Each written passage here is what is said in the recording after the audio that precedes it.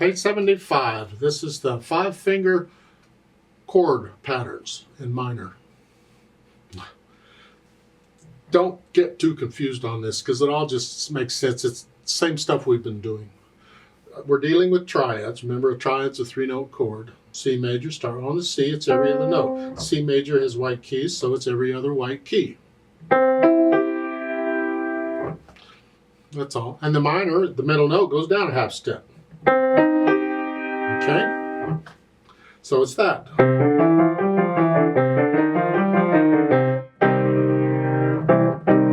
Whatever.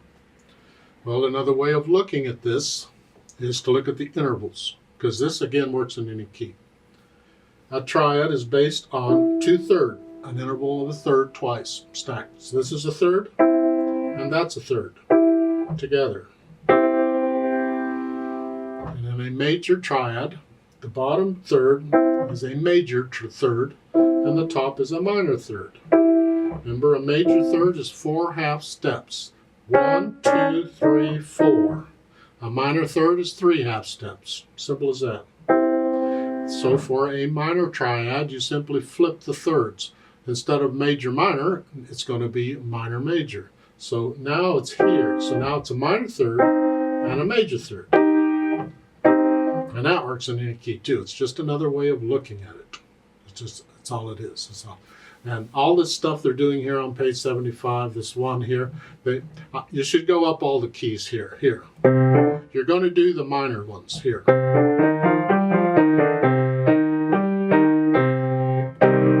Go up one.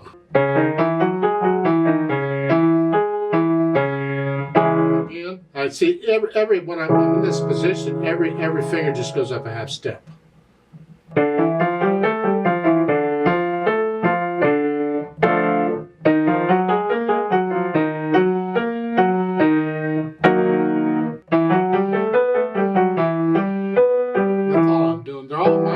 Start with the major, take the middle note, down one. That's all I'm doing on this. That's the first one, and the second one that's here. An F and then a C minor. I'm going to right hand. G minor, D minor, A minor, E minor. And you think, wait a minute, what's the correlation? Why this series of chords? What's going on? Well, remember our old friend, the circle of fifths? I mentioned it before briefly. That's how I go about practicing scales in arpeggio. I go around the circle of fifths. And that's what we're doing here. This first one is F. Well, the C is a fifth above the F, because in a triad, you have a third and a third, but between the top and bottom, it's a fifth. So I'm simply going around the circle of fifths. So F minor has 4 flats, by the way. Not that you need to remember that, I'm just telling you that.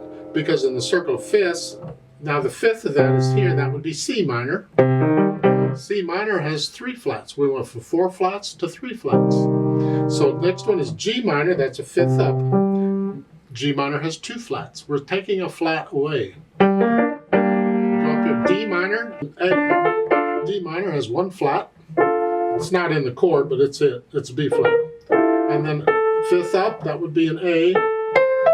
A minor has no sharps or flats, so we go all the way down to nothing. And if we keep going, now we're going to add here, A, E minor, 1 sharp. And then here, I'm going to come down here. B minor, that would be 2 sharps. And then here, F sharp minor would be 3 sharps. And then here, C sharp minor has 4 flats. So I'm adding sharps, and that's what the circle of fifths does. It adds a sharp or takes away a flat. So you're going all the way up to 7 sharps and then back down to nothing. That's what this pattern is. I'm not going to bother doing that. You have fun with that. If you have questions, let me know. Now on page 76, they're giving you the 5-finger positions and the chords. You do them all. It's what we already did in major. Now we're just going to do it in minor.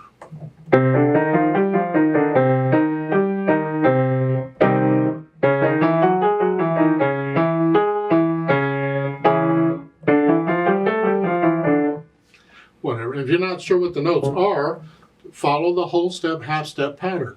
Remember, go back to A minor, because that's it. It's a whole step, half step, whole step, whole step. So when you get confused, it's like, what? What's this? Well, go up. Whole step, half step, whole step, whole step. That's it. Just go back to that pattern and check yourself, and it comes. Repetition and all, take your time with it, it comes. Just go up the keyboard an octave or so, so you're doing all the keys. Let me know if you have questions.